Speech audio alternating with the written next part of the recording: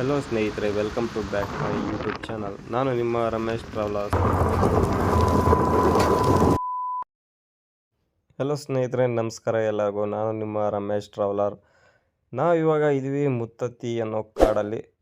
ಏನಕ್ಕೆ ಇವತ್ತು ಇಲ್ಲಿ ಬಂದಿದ್ವಿ ಅಂತಂದರೆ ಶ್ರಾವಣ ಅಲ್ವಾ ಫ್ರೆಂಡ್ಸ್. ಸೊ ಹಾಗಾಗಿನೇ ಫ್ಯಾಮಿಲಿ ಸಮೇತ ಎಲ್ಲ ಕೂಡ ಇಲ್ಲಿಗೆ ನಾವು ಶ್ರಾವಣ ಅಂತ ಅಂದ್ಬಿಟ್ಟು ಇಲ್ಲಿ ಪೂಜೆ ಮಾಡಿಸ್ಕೊಂಡು ಹೋಗೋಣ ಅಂತ ಬಂದಿದ್ವಿ. ಸ್ನೇಹಿತರೆ, ನಾನು ಬಂದು ಇಲ್ಲಿಗೆ ತುಂಬ ವರ್ಷಗಳಾಯಿತು. ಹಾಗಾಗಿ ಮನೆಯವರೆಲ್ಲ ಒತ್ತಾಯದಿಂದ ಹಿಂಸೆ ಮಾಡಿ ಕರ್ಕೊಂಡು ಬಂದಿದ್ದಾರೆ, ಬಾ ಮುತ್ತತ್ತಿಗೆ ಹೋಗಿ ಪೂಜೆ ಮಾಡಿಸ್ಕೊಂಬರೋಣ ಅಂತ. ಸೊ ಹಾಗಾಗಿ ನಾನು ಕೂಡ ತುಂಬ ವರ್ಷ ಆಯ್ತಲ್ಲ ಮುತ್ತತ್ತಿ ನೋಡಿ. ಸೊ ಬನ್ನಿ ಒಂದು ಮುತ್ತತ್ತಿನ ಒಂದು ರೌಂಡ್ ನೋಡ್ಕೊಂಬರೋಣ ಅಂತ ಅಂದ್ಬಿಟ್ಟು ಫ್ಯಾಮಿಲಿ ಸಮೇತ ಬಂದಿದ್ವಿ. ಸೊ ಫ್ರೆಂಡ್ಸ್, ನೀವು ನೋಡ್ತಾ ಇದ್ದೀರಾ ಇವಾಗ ಮುತ್ತತ್ತಿಲಿರುವ ಹೊಳೆ ಹರಿತಾ ಇದೆ, ನಿಮಗೆ ಕಾಣಿಸ್ತಾ ಇದೆಯಲ್ಲ ಮುತ್ತತ್ತಿ ಹೊಳೆ. ಸೊ ನೀವು ನೋಡ್ತಾ ಇದ್ದೀರಾ ಮುತ್ತತ್ತಿ, ನಮಗೆ ದೂರದಿಂದ ಹೊಳೆ ಈ ಥರ ಕಾಣಿಸ್ತಾ ಇದೆ, ತುಂಬಿರೋ ಥರ. ಹತ್ರ ಹೋದ್ಮೇಲೆ ಗೊತ್ತಾಗುತ್ತೆ ನೀರು ತುಂಬಿದೆಯೋ ಇಲ್ವೋ ಅಂತ. ಬನ್ನಿ ಹಾಗೆ ಮುಂದೆ ಹೋಗ್ತಾ ಹೊಳೆನ ಒಂದು ತೋರಿಸಿ ನಿಮಗೆ, ಹಾಗೆ ದೇವಸ್ಥಾನನೂ ಕೂಡ ತೋರಿಸ್ತೀನಿ ನಾನು.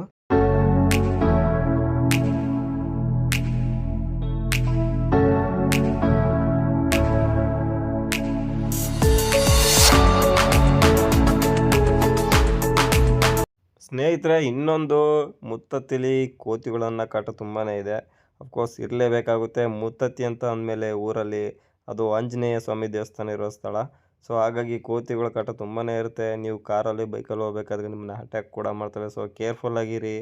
ಸೊ ಕಾರಲ್ಲಿ ನೀವು ವಿಂಡೋ ಮಾತ್ರ, ಕೋತಿಗಳು ಇರೋ ಜಾಗದಲ್ಲಿ ವಿಂಡೋನ ಯಾವತ್ತಿದ್ರೂ ಕೂಡ ಅಪ್ ಮಾಡಿ ಇಟ್ಕೊಂಡಿರಿ, ಡೌನ್ ಅಂತೂ ಮಾಡೋಕೆ ಹೋಗ್ಬೇಡಿ. ಯಾಕಂದರೆ ಕಾರಲ್ಲಿ ಬಂದು ನೀವು ಏನಾರ ಪೂಜೆ ಸಾಮಾನು ಇಟ್ಟಿರ್ಬೋದು, ಇಲ್ಲ ತಿನ್ನೋ ಪದಾರ್ಥನೇ ಇರ್ಬೋದು, ಬಂದು ಕಿತ್ಕೊಂಡು ಹೋಗ್ಬಿಡ್ತವೆ. ಸೊ ಹಾಗಾಗಿನೇ ಹೇಳ್ತಾ ಇದ್ದೀನಿ, ಕೋತಿಗಳು ಇರೋ ಜಾಗದಲ್ಲಿ ಸ್ವಲ್ಪ ಕೇರ್ಫುಲ್ಲಾಗಿ ಇಟ್ಕೊಂಡು ಹ್ಯಾಂಡಲ್ ಮಾಡಿ ಪ್ರಸಾದಗಳನ್ನೆಲ್ಲ. ಇನ್ನೊಂದು ಸ್ನೇಹಿತರೆ, ವೀಕೆಂಡ್ ಅಂತ ಬಂದಾಗ ತುಂಬ ಕಡೆಯಿಂದ ಸ್ವಲ್ಪ ಜನಗಳು ಮುತ್ತತ್ತಿಗೆ ಬರ್ತಾರೆ. ಏನಕ್ಕೆ ಹೇಳಿ ಮುತ್ತತ್ತಿಗೆ ವೀಕೆಂಡ್ ಟೈಮಲ್ಲಿ ಬರ್ತಾರೆ ಜಾಸ್ತಿ ಅಂತ ಅನ್ನೋದಾದರೆ, ಇಲ್ಲಿ ನೋಡಿ, ನೀವು ನೋಡ್ತಾ ಇದ್ದೀರಲ್ಲ ನಮ್ಮ ರೈಟ್ ಸೈಡಿಗೆ ಜಾಗಗಳು, ಖಾಲಿ ಜಾಗ ಕಾಣಿಸ್ತಾ ಇದೆಯಲ್ಲ, ಅಲ್ಲೇ ಕೂಡ ಮಟನು ಚಿಕನು ಅಡುಗೆ ಮಾಡಿಕೊಂಡು ಅಲ್ಲೇ ಊಟ ಮಾಡೋರು ಇರ್ತಾರೆ ಕೆಲವರು. ಇನ್ನು ಕೆಲವರು ಗಾಡಿಗಳಲ್ಲೇ ಡ್ರಿಂಕ್ಸ್ ಎಲ್ಲ ತೊಗೊಬಂದು ಅಲ್ಲೇ ಕೂತ್ಕೊಂಡು ಎಂಜಾಯ್ ಮಾಡ್ಬಿಟ್ಟು ಪಾರ್ಟಿ ಮಾಡ್ಬಿಟ್ಟು ಹೋಗ್ತಾರೆ. ಸೊ ಮಾಡಿ, ಎಂಜಾಯ್ ಮಾಡಿ, ಪಾರ್ಟಿ ಮಾಡಿ, ಬೇಡ ಅಂತ ಯಾರಿಗೂ ಹೇಳಲ್ಲ. ಸೊ ಇನ್ನೊಬ್ರಿಗೆ ತೊಂದರೆ ಆಗದೇ ಇರೋ ಥರ ಪಾರ್ಟಿ ಮಾಡಿ, ಎಂಜಾಯ್ ಮಾಡಿ, ಸೇಫಾಗಿ ಮನೆಗೆ ಹೋಗಿ ತಲುಪಿ ಬನ್ನಿ ಗಾಯ್ಸ್. ಸೊ ಇವಾಗ ನಾವು ಬಂದಿದ್ದು ಮುತ್ತತ್ತಿಗಂತೂ ರೀಚ್ ಆಗಿದ್ದೀವಿ ಫೈನಲಾಗಿ ನಾವು. ಸೊ ಸದ್ಯಕ್ಕೆ ಇವಾಗ ಫಸ್ಟು ಎಲ್ಲರೂ ಸ್ಟ್ರೆಸ್ ಆಗಿರೋದ್ರಿಂದ ಹೋಗಿ ಹೊಳೆ ಹತ್ರ ಹೋಗಿ ಸ್ವಲ್ಪ ಗಾಡಿ ನಿಲ್ಲಿಸಿ ಕೈ ಕಾಲನ್ನ ವಾಶ್ ಮಾಡಿಕೊಂಡು ಮುಖನ ತೊಳ್ಕೊಂಡು ಸೊ ದೇವಸ್ಥಾನದೊಳಗೆ ಹೋಗೋಣ.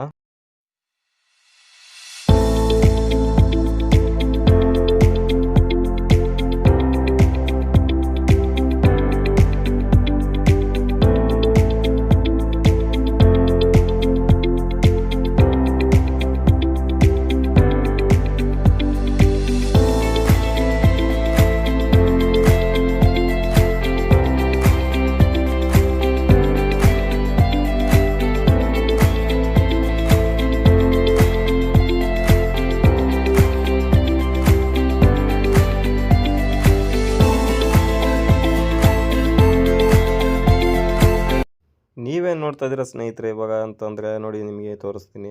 ಸೊ ದೇವಸ್ಥಾನದ ಮುಂಬಾಗಿಲು ಇದು. ಇವಾಗ ನಾವು ಹೋಗ್ತಾ ಇದ್ದೀವಿ ಕೆರೆ ಕಡೆಗೆ. ಕೆರೆ ಹತ್ರ ಹೊಳೆ ನೋಡ್ಕೊಂಬರೋಣ ಅಂತ. ಬನ್ನಿ ಹೊಳೆ ಹತ್ರಕ್ಕೆ ಹೋಗಿ ಅಲ್ಲಿ ಸ್ವಲ್ಪ ಫ್ರೆಶ್ ಅಪ್ ಆಗಿ, ಅಂದರೆ ಫ್ರೆಶ್ ಅಪ್ ಆದರೆ ಸ್ನಾನಾಗಿನ ಅಂತ ನಾವೇನು ಮಾಡೋಕ್ಕೆ ಹೋಗಲ್ಲ, ಹೊಳೆಗೆಲ್ಲ ಇಳಿದು. ಸೊ ಬಂದಿರೋದು ಒನ್ ಡೇ ಟ್ರಿಪ್ಪು. ಸೊ ನಾವು ಇಲ್ಲಿ ಯಾವ ಥರ ಹರಕೆ ಕೂಡ ಓದ್ಕೊಂಡಿಲ್ಲ, ಅದು ಬಂದು ದೇವಸ್ಥಾನಕ್ಕೆ ಬಂದು ಪೂಜೆ ಮಾಡಿಸ್ಕೊಂಡು ಹೋಗೋಣ ಅಂತ ಬಂದಿದ್ದೀವಿ ಫ್ಯಾಮಿಲಿ ಸಮೇತ. ಹಾಗಾಗಿ ಬನ್ನಿ ಹೊಳೆ ಹತ್ರ ಹೋಗಿ ದೇವಸ್ಥಾನಕ್ಕೆ ಹೋಗೋ ಮುಂಚೆ ನಾವು ಸ್ವಲ್ಪ ಕೈ ಕಾಲು ಮುಖ ಮತ್ತು ಎಲ್ಲ ತೊಳ್ಕೊಂಡು ಹೋದರೆ ಸ್ವಲ್ಪ ಶುದ್ಧವಾಗಿರ್ತೀವಿ ಅನ್ನೋದಕ್ಕೋಸ್ಕರ ಕೆರೆ ಹತ್ರಕ್ಕೆ ಹೋಗ್ತಾ ಇದ್ದೀವಿ.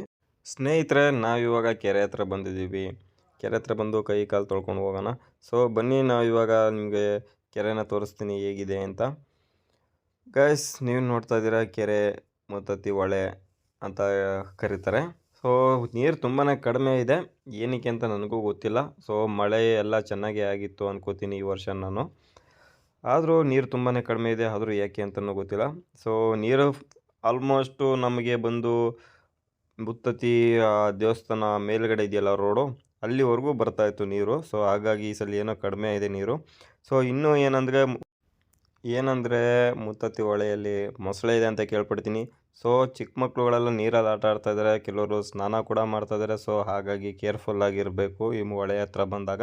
ಬನ್ನಿ ಫ್ರೆಂಡ್ಸ್, ದೇವಸ್ಥಾನ ಹತ್ರ ಹೋಗೋಣ. ಹಾಗೆ ಸ್ನೇಹಿತರೆ, ನೀವು ನೋಡ್ತಾ ಇದ್ದೀರಾ ರೋಡ್ ತುಂಬ ಬರೀ ಪಾತ್ರೆಗಳು, ಸೌದೆಗಳು ಮತ್ತು ಗ್ಯಾಸು ಸಿಲಿಂಡರ್ಗಳು ಮತ್ತು ಒಲೆಗಳು ಎಲ್ಲ ಇದ್ದಾವೆ ಇಲ್ಲಿ. ಏನಕ್ಕೆ ಅಂತ ನಿಮಗೂ ಗೊತ್ತಿರುತ್ತೆ ಅನ್ಕೋತೀನಿ ನಾನು. ಸೊ ಇಲ್ಲಿ ಯಾರಾದರೂ ಅಡುಗೆ ಮಾಡ್ಕೊಂಡು ಇಲ್ಲೇ ಊಟ ಮಾಡಿ ಬೆಳಗ್ಗೆಯಿಂದ ಸಂಜೆವರೆಗೂ ಇಲ್ಲೇ ಇರ್ತಾರಲ್ಲ ಅಂಥವರು ದೇವಸ್ಥಾನಕ್ಕೆ ಒಂದು ದಿನ ಪೂರ್ತಿ ಇಲ್ಲೇ ಇರ್ತಾರಲ್ಲ ಅವ್ರಿಗಾಗಿ ಈ ಥರ ಮಡಗಿರ್ತಾರೆ. ಸೊ ನಿಮಗೆ ಬೇಕಾದರೆ ಚಿಕನ್ ಕೂಡ ಇಲ್ಲೇ ಸಿಗ್ತವೆ. ನೀವು ನೋಡ್ತಾ ಇದ್ದೀರಲ್ಲ ಕೋಳಿಗಳು, ಇಲ್ಲಿ ನಾಟಿ ಕೋಳಿ, ಫಾರಮ್ ಕೋಳಿ, ಬೈಲರ್ ಕೋಳಿ, ಆ ಥರ ಎಲ್ಲ ಕೋಳಿಗಳು ಕೂಡ ಇಲ್ಲೇ ಸಿಗ್ತವೆ. ಸೊ ಇಲ್ಲೇ ತೊಗೊಂಡು ದೇವಸ್ಥಾನದ ಹತ್ರ ಪೂಜೆ ಮಾಡಿಸ್ಕೊಂಡು, ನಿಮ್ಗೆ ಯಾವಾಗಲೂ ತೋರಿಸಿದ್ನಲ್ಲ ಒಂದು ಜಾಗ, ಆ ಜಾಗಕ್ಕೆ ಹೋಗಿ ಎಲ್ಲರೂ ಅಲ್ಲೇ ಅಡುಗೆ ಮಾಡಿ, ಪೂಜೆ ಮಾಡಿ, ಊಟ ಮಾಡಿ, ತಿಂದು ಹೋಗ್ತಾರೆ ಮನೆ ಕಡೆಗೆ ವಾಪಸ್ಸು. ಸೊ ಗೈಸ್ ಬನ್ನಿ ಇವಾಗ ಹಾಗಾಗಿ ನಾವು ಹಾಗೆ ನಿಮ್ಮ ಜೊತೆ ಮುಂದೆ ಮಾತಾಡ್ಕೊಂಡು ಹೋಗೋಣ.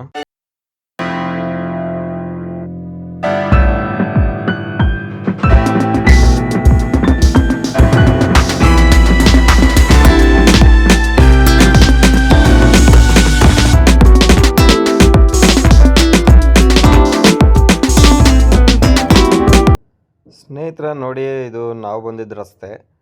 ಸೊ ಈ ರಸ್ತೆ ಬಂದು ನಮಗೆ ಕನಕಪುರ ಸಾತ್ನೂರು ಕಡೆಯಿಂದ ಬರುತ್ತೆ. ಆ ರೋಡ್ ಬಂದು ಮುತ್ತತ್ತಿಗೆ ಬರೋ ರೋಡು. ಈ ರೋಡ್ ಬಂದು ಇನ್ನೊಂದು ರೋಡ್ ಬರುತ್ತೆ. ಈ ರೋಡ್ ಬಂದು ಈ ರೋಡ್ ಬಂದು ನಿಮಗೆ ಅಲ್ಗೂರಿಂದ ಬರುತ್ತೆ. ಆ ರೋಡಿಂದ ಬರುತ್ತೆ. ಈ ರೋಡ್ ಯಾವ ಥರ ಇದೆ ಅಂತ ನನಗೂ ಗೊತ್ತಿಲ್ಲ, ಅದು ರೋಡ್ ಚೆನ್ನಾಗಿದೆಯೇನು ಅಂತ. ಸೊ ನಾವು ಬಂದಿದ್ದ ರೋಡು ಅಂತೂ ತುಂಬ ಕೆಡ್ತಾಗಿತ್ತು. ಸೊ ನಿಮಗೆ ಹೋಗ್ತಾ ಬೇಕಾದ್ರೆ ನಿಮ್ಗೆ ತೋರಿಸ್ತೀನಿ ರೋಡ್ ಯಾವ ಥರ ಇದೆ ಅಂತಲೂ. ಬರುವಾಗ ತೋರಿಸ್ಲಿಲ್ಲ ನಿಮಗೆ ರೋಡ್ ಯಾವ ಥರ ಇದೆ ಅಂತ. ಬನ್ನಿ ಸ್ನೇಹಿತರೆ, ಅಲ್ಲಿ ನಮ್ಮ ಫ್ಯಾಮಿಲಿ ಮುಂದ್ಗಡೆ ಅಂಗಡಿಯಲ್ಲಿ ಪೂಜೆಗೆ ಬೇಕಾಗಿರೋ ಸಾಮಗ್ರಿಗಳು ತೊಗೋತಾ ಇದ್ದಾರೆ. ಬನ್ನಿ ನಾವು ಅಲ್ಲೇ ಹೋಗೋಣ. ಪೂಜೆ ಸಾಮಗ್ರಿಗಳು ತೊಗೋತಾ ಇದ್ದಾರಲ್ಲ ಅವ್ರ ಹತ್ರ ನಾವು ಹೋಗೋಣ. ಇಲ್ಲಿ ಒಂದೊಂದು ಪೂಜೆ ಬುಟ್ಟಿ ಕೂಡ 100 ರೂಪಾಯಿ ತೊಗೊತಾ ಇದ್ದಾರೆ ಒಂದು ಪೂಜೆ ಬುಟ್ಟಿಗೆ. ಸೊ ಇದು ರೇಟು ಜಾಸ್ತಿ ಆಗಿದೆಯಾ ಕಡಿಮೆ ಆಯಿತು ಅಂತ ನನಗೂ ಗೊತ್ತಿಲ್ಲ. ಮೇ ಬಿ ಇದು ಒಂದು ಪೂಜೆ ಬುಟ್ಟಿಗೆ ಓಕೆ ಆಗುತ್ತೆ ಅನ್ಕೋತೀನಿ ರೇಟು. ಸೊ ಗೈಸ್ ಬನ್ನಿ ಹಾಗೆ ಮುಂದೆ ಹೋಗ್ತಾ ಅಲ್ಲಿ ಮುಂಭಾಗದಲ್ಲಿ ಆರ್ಚ್ ಹತ್ರ ನಾವು ಚಪ್ಪಲಿಗಳನ್ನೆಲ್ಲ ಬಿಟ್ಬಿಟ್ಟು ಹೋಗೋಣ. ಸೊ ಇಲ್ಲಿ ಅಂಗಡಿ ಹತ್ರನೇ ಚಪ್ಪಲಿ ಬಿಟ್ಟು ಹೋಗಿ ಅಂತಂದರು. ಸೊ ನಾವು ಅಂಗಡಿ ಹತ್ರ ಬಿಡೋದಕ್ಕೆ ಆಗಲಿಲ್ಲ, ಯಾಕೆಂದರೆ ತುಂಬ ಜನ ಅಲ್ಲೇ ಮುಂದ್ಗಡೆ ಚಪ್ಪಲಿ ಬಿಟ್ಟಿರೋದ್ರಿಂದ. ಸೊ ನಾವು ಅಲ್ಲೇ ಚಪ್ಪಲಿ ಬಿಟ್ಟು ಹೋಗೋಣ ಅಂತ ಅಂದ್ಕೊಂಡ್ವಿ ಎಲ್ಲರೂ. ಸೊ ಎಲ್ಲ ಇಲ್ಲೇ ಚಪ್ಪಲಿ ಬಿಟ್ಟು ಮುಂದೆ ದೇವಸ್ಥಾನದೊಳಗೆ ಹೋಗ್ತಾ ಇದ್ದೀವಿ. ಬನ್ನಿ ಗಾಯ್ಸ್, ನಿಮಗೆ ತೋರಿಸ್ತೀನಿ ದೇವಸ್ಥಾನದೊಳಗೆ ಯಾವ ಥರ ಇದೆ ಏನು ಅಂತ. ದೇವಸ್ಥಾನದೊಳಗೆ ಎಂಟ್ರಿ ಕೊಡ್ತಿದ್ದಂಗೆ ಹೊರಗಡೆ ತೆಂಗಿನ ಗರಿಯಲ್ಲಿ ಏನೋ ಅಲಂಕಾರ ಮಾಡ್ತಾಯಿದ್ರು ಗುರು. ಅದು ಏನು ಅಲಂಕಾರ ಅಂತಲೂ ಗೊತ್ತಿಲ್ಲ. ಸೊ ಅದು ಮೇ ಬಿ ನನ್ನ ಪ್ರಕಾರ ಮುಂದ್ಗಡೆ ದೇವಸ್ಥಾನ ಮುಂದ್ಗಡೆ ಚಪ್ರ ಹಾಕ್ತಾಯಿದ್ರು ಅಂತ ಅನ್ಕೋತೀನಿ. ಸೊ ಇನ್ನೂ ಹಾಕಿರಲಿಲ್ಲ, ನಾವು ಹೋದಾಗ ಹಾಕ್ತಾನೆ ರೆಡಿ ಮಾಡ್ತಾಯಿದ್ರು. ಬನ್ನಿ ಗೈಸ್ ಹಾಗೆ ಮುಂದೆ ದೇವಸ್ಥಾನದೊಳಗೆ ಹೋಗೋಣ. ಸ್ನೇಹಿತರೆ ದೇವಸ್ಥಾನದೊಳಗೆ ಬಂದ್ವಿ. ಸೊ ಇಲ್ಲಿ ದೇವಸ್ಥಾನದೊಳಗೆ ಎಂಟ್ರಿ ಆಗ್ತಿದ್ದಂಗೆ ಹಸಿರು ತೋರಣಗಳಿಂದ ದೇವಸ್ಥಾನನೇ ಅಲಂಕಾರ ಮಾಡಿದ್ದಾರೆ ಒಳಗಡೆ. ಸೊ ಏನಕ್ಕೆ ಅಲಂಕಾರ ಮಾಡಿದ್ದಾರೆ ಅಂತ ನನಗೂ ಗೊತ್ತಿರಲಿಲ್ಲ. ಸೊ ನಾನು ಆಮೇಲೆ ಅಲ್ಲಿ ಪಕ್ಕದಲ್ಲಿರೋರನ್ನ ಕೇಳಿದ್ಮೇಲೆ ಗೊತ್ತಾಯಿತು, ನಾಳೆ ದೇವಸ್ಥಾನದಲ್ಲಿ ಪೂಜೆ ಇದೆ, ವಿಶೇಷವಾದ ಪೂಜೆ. ಸೊ ಹಾಗಾಗಿ ಅಲಂಕಾರ ಮಾಡಿದ್ದಾರೆ ಅಂತ. ಆಮೇಲೆ ಫ್ಲ್ಯಾಶ್ ಬ್ಯಾಕ್ ಆಗಿದ್ದು ನನಗೆ ಶ್ರಾವಣ ಅಲ್ವಾ. ಸೊ ಹಾಗಾಗಿ ಶ್ರಾವಣ ಟೈಮಲ್ಲಿ ಮುತ್ತತ್ತಿಲೆಲ್ಲ ಹೀಗೆ ಇರುತ್ತೆ ಪೂಜೆ, ಸ್ವಲ್ಪ ಜೋರಾಗಿ ಇರುತ್ತೆ ಶ್ರಾವಣದಲ್ಲಿ. ಸೊ ಮೇಲ್ಗಡೆ ನೋಡಿ, ನೀವು ನೋಡ್ತಾ ಇದ್ದೀರಲ್ಲ, ಫುಲ್ಲು ಹಸ್ರಾಗಿತ್ತು ಮಾತ್ರ. ಮೇಲ್ಗಡೆ ಅಂತೂ ತುಂಬ ಅದ್ಭುತವಾಗಿ ಮಾಡಿದರು. ಒಳಗಡೆ ಹೋಗ್ತಿದ್ದಂಗೆ ಎ ಸಿನೂ ಬೇಕಾಗಿಲ್ಲ, ಏನೂ ಬೇಕಾಗಿಲ್ಲ, ಅಷ್ಟು ತಣ್ಣಗಿತ್ತು. ಅದಾದಮೇಲೆ ನಮ್ಮ ಬಾಸ್ ದರ್ಶನ ಮುಗಿಸ್ಕೊಂಡು ನಾವು ವಾಪಸ್ ಮತ್ತೆ ಹೋಗೋಣ ಅಂತ ಸಿದ್ಧ ಮಾಡ್ಕೊಂಡ್ವಿ. ಇನ್ನೊಂದು ಗಮನಿಸ್ತೀವಿ ಅಂತಂದ್ರೆ ಅಲ್ಲಿ ರಾಮ, ಸೀತೆ, ಲಕ್ಷ್ಮಣ ಅವ್ರದ್ದು ವಿಗ್ರಹ ಇತ್ತು. ಅವ್ರಿಗೂ ನಮಸ್ಕಾರ ಮಾಡಿ, ಮೇಲ್ಗಡೆ ನಮ್ಮ ಬಾಸ್ ಆಂಜನೇಯ ಇದ್ದರು, ಅವ್ರಿಗೂ ಕೂಡ ನಮಸ್ಕಾರ ಮಾಡಿ ಅಲ್ಲಿಂದ ಓಡೋಣ ಅಂತ ವಾಪಸ್ ಹೋಗ್ತಾಯಿದ್ವಿ. ಇನ್ನೂ ಸ್ವಲ್ಪ ಆ ಕಡೆ ಪಕ್ಕದಲ್ಲಿ ನೋಡಿದ್ರೆ ಅಲ್ಲಿ ಎಲ್ಲರಿಗೂ ನಾಮ ಬೆಳೀತಾಯಿದ್ರು. ಸೊ ನಾವು ಹಾಗೆ ನಾಮ ಬೆಳೆಸ್ಕೊಂಡು ಹೋಗೋಣ ಅಂತ ಹೋಗ್ತಾಯಿದ್ವಿ. ಸೊ ಇಲ್ಲಿ ಕೊನೆಗೆ ಇಲ್ಲಿ ನಾವು ನಾಮ ಎಲ್ಲ ಹಾಕ್ಸ್ಕೊಂಡು ಹಾಗೆ ಮತ್ತೆ ಇನ್ನೂ ಒಂದು ರೌಂಡು ದೇವಸ್ಥಾನ ನೋಡ್ಕೊಂಡು ಹೋಗೋಣ ಅಂತ ಅಂದ್ಬಿಟ್ಟು ಸೊ 1-2 ಸೆಕೆಂಡ್ ನಿಂತ್ಕೊಂಡು ಅಲ್ಲೇ ನಾವು ದೇವಸ್ಥಾನನ ಹಾಗೆ ದೇವ್ರಿಗೆ ಇನ್ನೊಂದು ಸಲ ಕೈ ಮುಕ್ಕೊಂಡು ಹಾಗೆ ವಾಪಸ್ ಹೋದ್ವಿ. ಸೊ ಆಮೇಲೆ ದೇವಸ್ಥಾನದ ಹೊರಗಡೆ ಬಂದು ಮುಂಭಾಗದಲ್ಲಿ ದೇವಸ್ಥಾನದ ಮುಂಭಾಗಕ್ಕೆ ಬಂದು ಅಲ್ಲಿ ಒಂದು ದೇವರಿತ್ತು ದೇವಸ್ಥಾನ ಎದುರುಗಡೆ. ಸೊ ಅಲ್ಲಿ ದೇವಸ್ಥಾನ ಎದುರುಗಡೆ ಪೂಜೆ ಮುಗಿಸ್ಕೊಂಡು ಅಲ್ಲಿ ದೇವ್ರಿಗೆ ಒಂದು ಈಡ್ಗಾಯಿ ಹೊಡೆದ್ಬಿಟ್ಟು ನಮ್ಮ ಬಾಸ್ ಎಲ್ಲರಿಗೂ ಒಂದು ಒಳ್ಳೇದ ಮಾಡಪ್ಪ, ಜೈ ಆಂಜನೇಯ ಅಂತ ಕೇಳಿಕೊಂಡು ಅಲ್ಲಿಂದ ನಾವು ಪಾಸ್ ಆಗಿದ್ವಿ. ಸೊ ಆಮೇಲೆ ಹೋಗ್ತಾ ನೋಡಿದ್ವಿ, ಅಲ್ಲಿ ಮೇಲ್ಗಡೆ ಮರದ ಮೇಲೆ ಇಬ್ಬರು ಯಾರೋ ಕೂತ್ಕೊಂಡಿದ್ರು. ನಮ್ಮ ಆಂಜನೇಯಂಗೆ ಕೇಸರಿ ಬಣ್ಣ ಅಂದರೆ ತುಂಬ ಇಷ್ಟ. ಹಾಗಾಗಿನೇ ಅವನಿಗೆ ಕೇಸರಿ ನಂದ ವಾಯುಪುತ್ರ ಅಂತ ಕೂಡ ಅವನಿಗೆ ಒಂದು ಹೆಸರು ಬಂದಿತ್ತು. ಸೊ ಹಾಗಾಗಿ ಬನ್ನಿ ಗೈಸ್, ಇವಾಗ ನಾವು ಮತ್ತೆ ಒಂದು ದೇವಸ್ಥಾನ ಸುತ್ತ ಒಂದು ಪ್ರದಕ್ಷಿಣೆ ಹಾಕ್ಕೊಂಡು ಹೋಗೋಣ. ಅದಾದಮೇಲೆ ನಾವು ಕಾರ್ ಹತ್ರ ಬಂದ್ವಿ. ಅಲ್ಲಿ ಬಂದು ನೋಡ್ತೀವಿ, ಇಲ್ಲಿ ನಮ್ಮ ಯಜಮಾನ್ರು ಕೂತಿದ್ರು. ಸೊ ನಮ್ಮ ಕಾರ್ಲಿದ್ದ ಬಾಳೆಹಣ್ಣು ತಿಂತಾ ಇದ್ವು.